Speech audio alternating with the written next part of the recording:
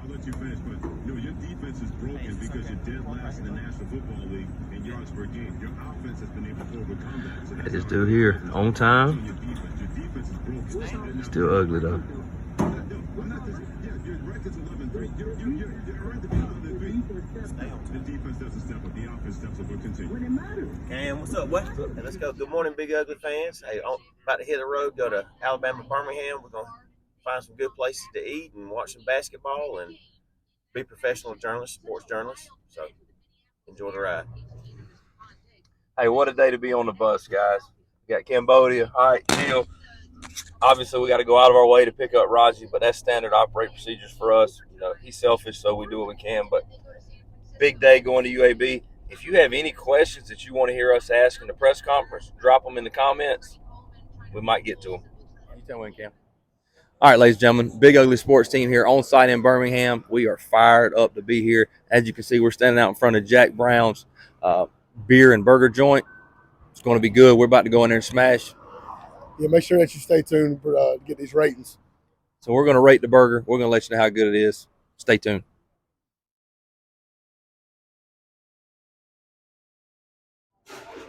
I'm going to do win and roll. Two fries for please. All right, what's up, guys? It's Chill coming to you right here from Jack Brown's hamburger joint.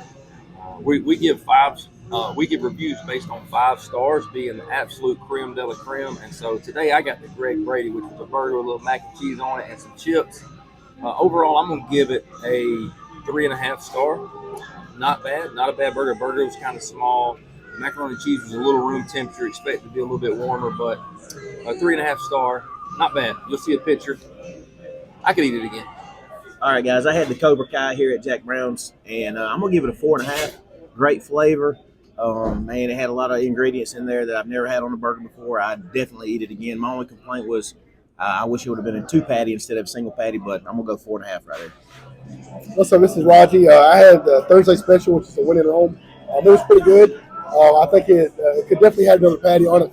It's kind of too bunny a little bit, but I'll give it a solid 3.5. I'll do it again. This is Cam, nickname yet to be determined. I had the Elvis. I had peanut butter, bacon, a little mayo on it. Overall, I'd give it a 3.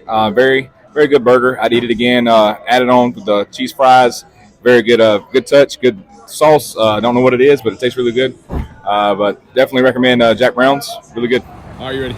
Big Ugly Sports finishing up here at Jack Brown's in Birmingham. Great restaurant, great environment. We had a good time. We ended up finishing up with a 3.6 overall rating. Food was really tasty and great service. So if you're in Birmingham in the downtown area, be sure to check it out.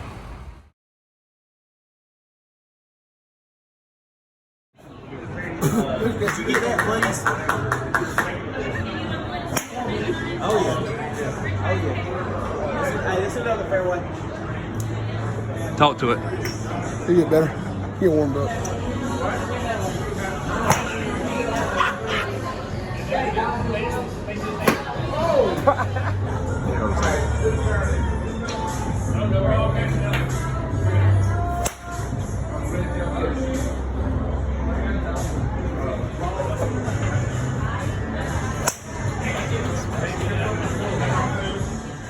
All right, ladies and gentlemen, we are the bus team in downtown Birmingham. Right now, we're coming into Paramount to see what they have to offer. We hear it's got some games, exciting thing going on. So we're going to check it out. Stay tuned for the final review on what we think of this place.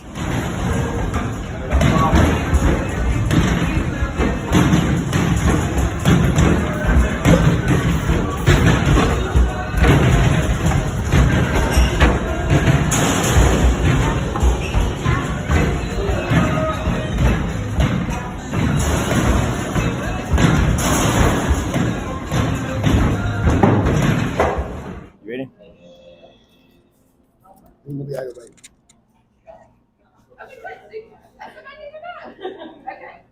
We got a 3-hander here, sandwich, over at Paramount in Birmingham. Corned beef, coleslaw, fries, jalapenos, all of it on there together. It's a good sandwich, toast crisp. I'll give it a 3 overall. Decent snack.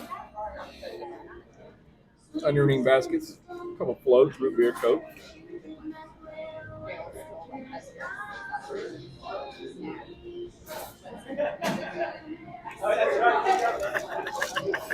Over here at Paramount, we finished up food and video games. We're going to give this place a 3 overall, mostly because it's midday, not much of atmosphere, crowd, but there are some good video games, great root beer floats we had. So I think later on in the evening, if we came here with a big crowd, I think the environment would be better and probably be a little bit higher score. But right now, 3 for this place.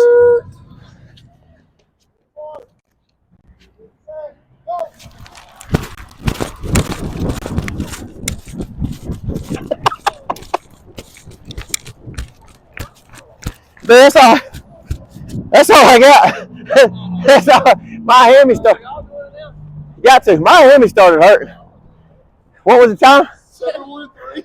Dude, when I felt my hammy tightening up, I had to gear down.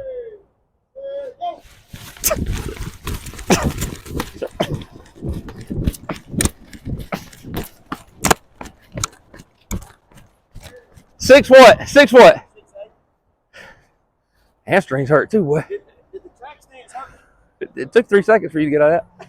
All right, Cambodia's time. There we go. Touchdown.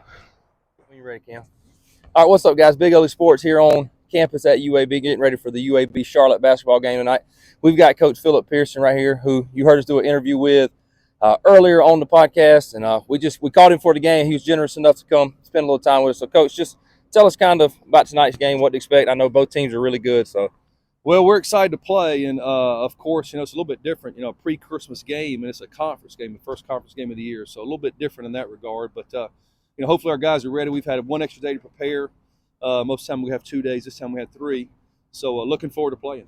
Well, tell us. I know I spoke with you earlier, real quick, about 2 different styles of play between these 2 teams. Kind of what's your strategy as far as trying to play your game, but also manage them playing their style? Yeah, well, we like to play fast, and you and I talked about the tempo, and I think we're a top 3 or 4 tempo team as far as the pace of play in America, and Charlotte comes in here at 358 out of 363, so it's going to be a contrast in styles, and looking forward to playing. They've got a really good coach. He came from Virginia, so they play the pack line defense and all those kind of things. So it'll be interesting to see how they guard our little guy, that Jelly Walker, that scores all the points. Okay. Well, Coach, good luck tonight, man. We can't wait to get in there and cheer you guys on. Go Blazers. Okay, appreciate y'all coming over. Yes, sir.